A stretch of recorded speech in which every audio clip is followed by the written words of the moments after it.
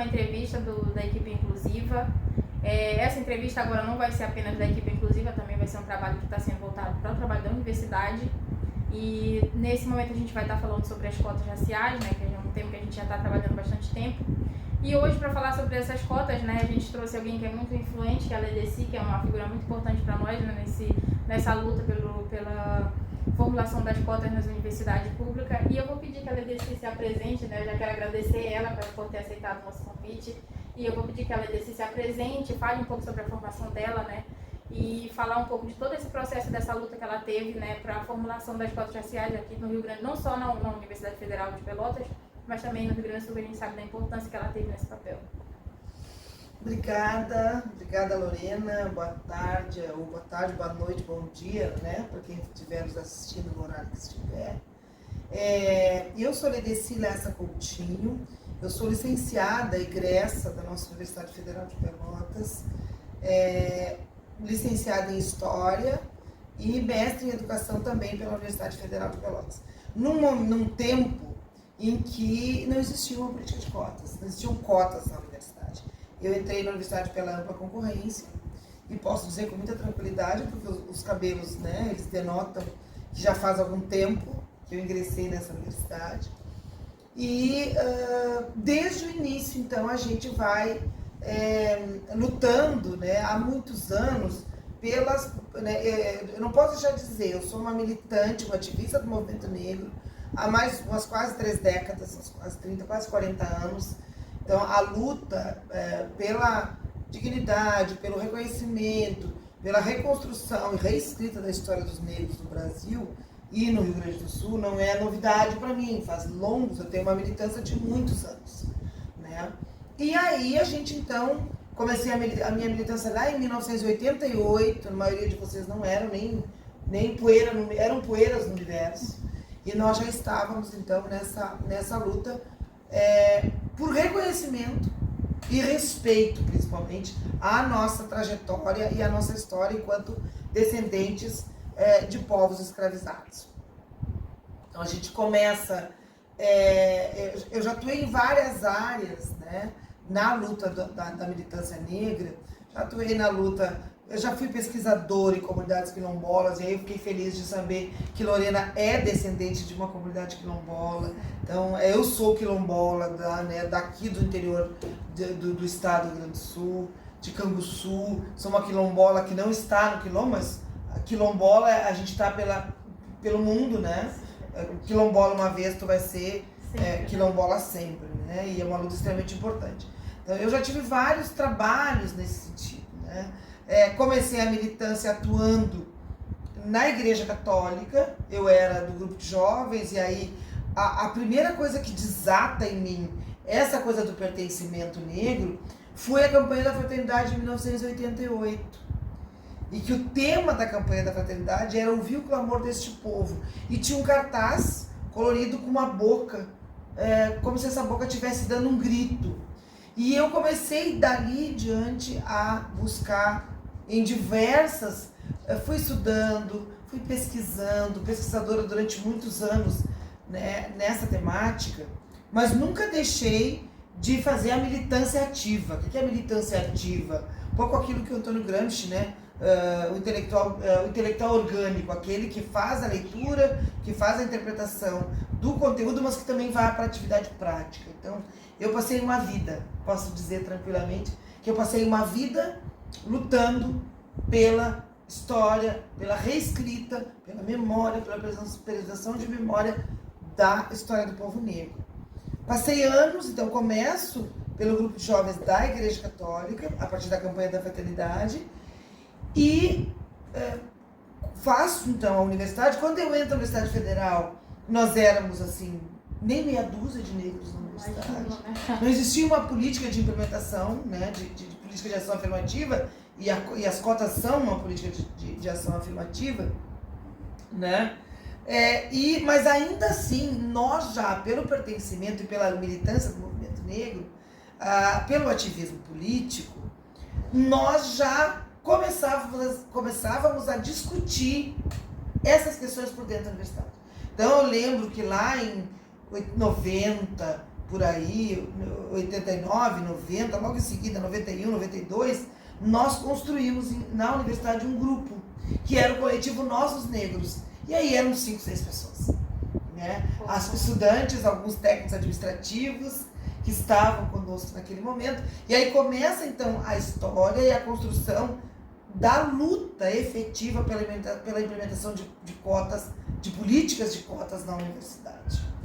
Então, este grupo ele vai crescer, ele vai se transformando ao longo do tempo. De Nós os Negros foi quando nós começamos os primeiros seminários com a ex-ministra Luísa Barros. Nós somos Luísa Barros, a primeira cidade, acho, o primeiro município do Rio Grande do Sul que ela vem visitar enquanto professora, porque ela é ministra, ela vai ser bem depois.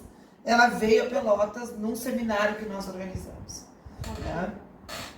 E aí, a partir daí, então, a gente se forma em 90, eu me formei em 95, e o grupo vai se transformando, e aí ele vai se transformar em Lanceiros Negros, mas também na referência histórica da luta dos lanceiros negros. E aí vai surgindo outros movimentos, e que hoje está aí, né? Essa coisa linda que é hoje entrar na universidade e ver efetivamente a política de cotas. Então, na Universidade Federal, as bancas de a política de cotas na Federal começa a nível nacional ela começa em 2012. Né? E na Universidade Federal, eu acho que eu penso, eu posso estar equivocada, a gente tem uma pesquisada, mas que uma das primeiras universidades a instituir bancas de heteroidentificação foi a Universidade Federal de Pelotas. Mas as bancas elas não surgem na Universidade Federal de Pelotas por acaso. Elas surgem a partir de uma denúncia de um coletivo de estudantes negros chamado Quem Ri de Nós Tem Paixão, que era um grupo de resistência estudantil dentro da universidade e que faz a denúncia de um número assustador de pessoas que tinham se autodeclarado negras no curso de medicina, e aí então a universidade, para apurar os casos, institui a primeira banca de identificação. A importância desse grupo na área Eu trago essa história, Lorena, exatamente para perceber o quantos grupos de resistência por dentro da universidade, sejam eles aliados ao movimento social negro ou somente só dentro da universidade, eles são de extrema importância. Porque eles é que fazem essa instituição, que todos nós sabemos, é uma instituição que tem como base o eurocentrismo, que é uma instituição em que é extremamente racista. Nós não estamos num estado que é um estado em que a invisibilidade dos negros ela é muito grande, né? Pela história oficial do Rio Grande do Sul. Quer dizer, os negros eles sumiram da história do Rio Grande do Sul. Eles aparecem lá na Semana Farroupilha, com os lanceiros negros, e é ali. Consciência Negra.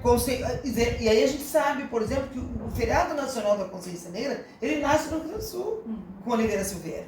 Né? Mas a história dos negros no Rio Grande do Sul, ela é uma história que não aparece. E aí, se nós formos falar na história do Rio Grande do Sul, nós temos que falar na história de Pelotas.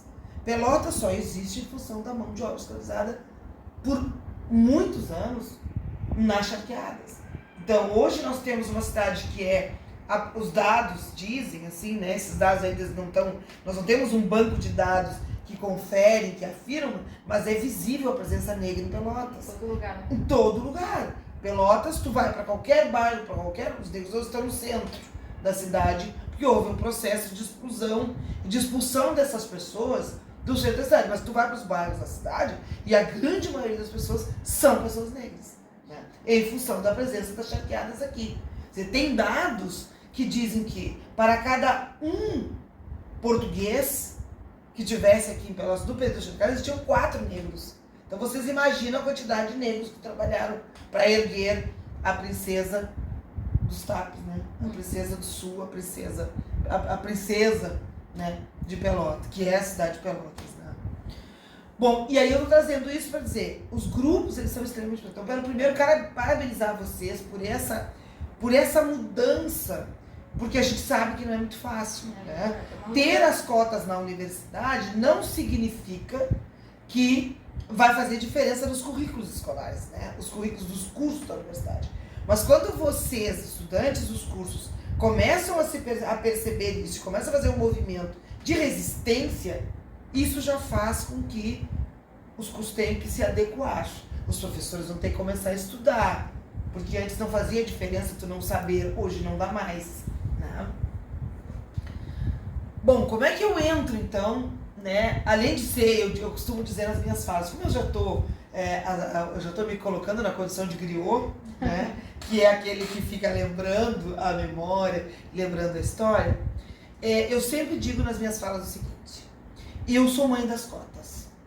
Eu sou mãe das cotas, né? Me dou o direito de, junto com o movimento negro, porque quando a gente fala, o movimento social negro, ele é o responsável pela criação e a política de cotas, mas a gente não identifica quem eram as pessoas que estavam no movimento. Por isso a importância da gente te convidar. A gente se sente meio responsável quando vocês fazem isso, né, Lorena? Mas, assim, acho que... Como é que eu entro nessa questão da política de cotas especificamente? Então, a minha militância começa em 88, no movimento negro, né? Quando eu conheço em Canguçu, né? E venho para Pelotas. Quando eu venho a Pelotas, eu me encontro com o movimento efetivamente. Este grupo de pessoas, Marielda, Dilermando, Ernestina Pereira, várias outras pessoas que me apresentam essa coisa chamada movimento negro. E aí a gente começa então a militar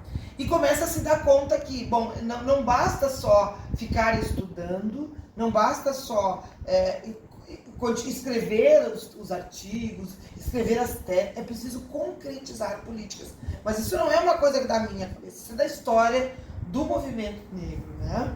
O pai, né? O movimento responsável pelas cotas é o movimento negro.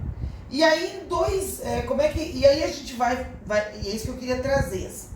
É importante a gente lembrar que o movimento negro, ele é constituído por pessoas, e essas pessoas viveram essas coisas. Então é a história viva, né? É a história viva que está aí, que a gente pode compartilhar, que a gente pode... E eu fico muito feliz, sempre que me chamam para falar alguma coisa, não é nem por vaidade, eu acho que é compromisso de manter essa memória, essa história viva. Bom, eu sou licenciada em História, eu sou professora de História, eu não podia agir de forma diferente.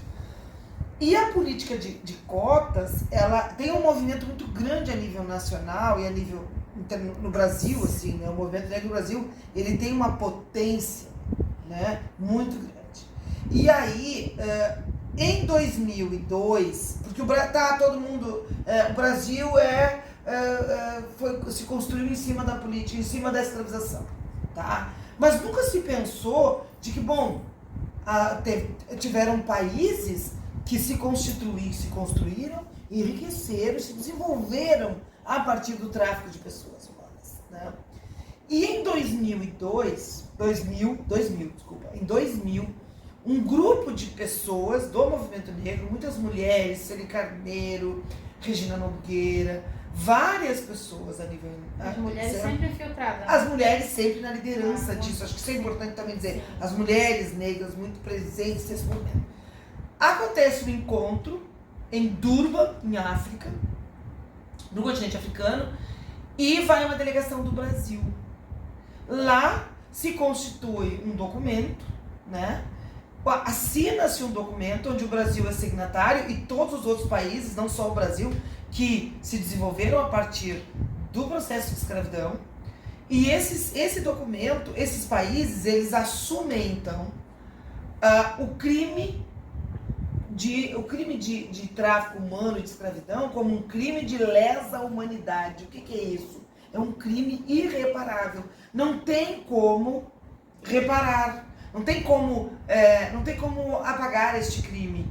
Ele lesionou a humanidade. Tiveram países africanos que, por exemplo, a República do Congo, o Congo, foi todo escravizado. Inclusive, os reis, as rainhas e toda a sua corte foram escravizadas. Né? E aí, esses países assinam esse documento e firmam um documento, e o Brasil é signatário nesse documento, que diz que, bom, é preciso, então, reparar este crime. Para os governos, eles têm que criar políticas reparatórias. Só que política reparatória significa que elas têm que ter recursos, elas têm que ser pagas. que é o que aconteceu com os povos judeus que foram reparados pelo nazismo. A Alemanha teve que pagar o crime, né, do Holocausto. Né? E aí, no Brasil, se definiu, então, que seriam criadas políticas de ações afirmativas. E aí, dentro dessas políticas de ações afirmativas, que são vários movimentos, para tentar reparar de forma cultural, política, né? E de alguma forma econômica também, né? Criam então as cotas. Uma das políticas é a política de cotas. E além da política de cotas vai surgir então logo em seguida, em 2013, a Lei 10.639, que é a implementação da História e Cultura brasileira nas escolas, que é essa política de saúde da população negra. Que é uma coisa, né? Que, não querendo interromper a lei desse, mas que é uma coisa que foi implementada em 2004, né, que você disse? Em 2003 se implementa a Lei 10.639, que é a instituição, a obrigatoriedade legal, e vale a pena ler a defesa, né, da relatora dessa comissão, né, que é a nossa querida Petronilha, né? Que é uma coisa, né, Ledeci, que a gente sabe que está na lei, mas que até hoje é uma coisa que não é implementada. Sim. Existem arremedos de implementação. Sim. Né? Existem arremedos. São os professores negros nas escolas que fazem seus movimentos e que daí eles vão implementar, mas isso não é uma política respeitada e implementada de verdade. Que não está na escrita. Que não está na escrita realmente, não há um comprometimento governamental para que ela realmente seja implementada, porque isso mudaria a cultura, mudaria a forma das pessoas, né? Trabalharia a questão do racismo, do preconceito, da democracia, da discriminação racial, tudo isso se discute, né? Bom, e aí, então começa então a política de cotas, muito apanhamos, porque as pessoas não aceitavam de forma alguma, né? Porque a política de cotas, ela sempre foi para os brancos sempre tiveram 100% das cotas. As vagas nas universidades sempre foram dos povos brancos, da população branca. Os negros nunca estavam lá. Eram sempre a minoria, né? Então, pensa na política de cotas, por que tu precisa? Tu precisa equiparar. Ela é uma política de racismo positivo, não é racismo, é discriminação positiva. Quer dizer, tu identifica um grupo social que está vulnerável e que não participa desse processo de desenvolvimento, que não foi dado na abolição da escravatura, não foi oferecido esse espaço no desenvolvimento econômico do país, tu cria a política de cotas e tem toda uma resistência. Né? E aí resiste e a gente vai construindo enquanto movimento e vai lutando esses anos todos para que então se implemente a política de cotas. Na Universidade Federal, a gente tem uma luta muito longa para a implementação da política. Eu não sei exatamente o ano, porque é tanto movimento, é tanta luta que a gente fez, mas assim, eu não saberia te dizer em que momento se começou a discutir a política de implementação de cotas. Mas houve movimento, eu inclusive participei de movimentos, né, na universidade, exigindo então essa implementação aqui. E então, a universidade, acho que 2013, 14, 15, em 2016, a Universidade Federal implementa a política de cotas. E no edital, primeiro edital, diz que como é que vai implementar a política de cotas? Pela autodeclaração. E aí, então, se implementa no ano de 2016, e 2016 se implementa a primeira política de cotas. Um pouquinho antes, talvez, acho que um pouquinho antes, 2015